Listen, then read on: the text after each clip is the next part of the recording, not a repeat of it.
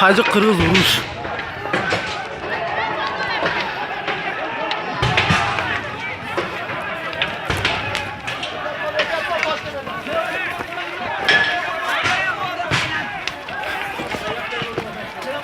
İşte ömrüne maçaydı.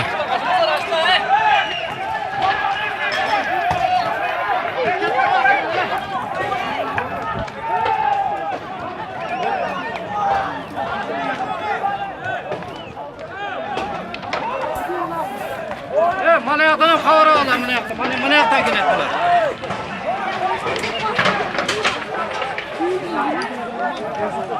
Otam jon qarab qo'yish kerak.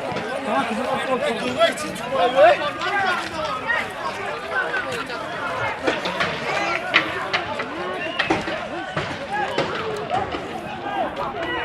Bizde to'xtab aytadi narxi.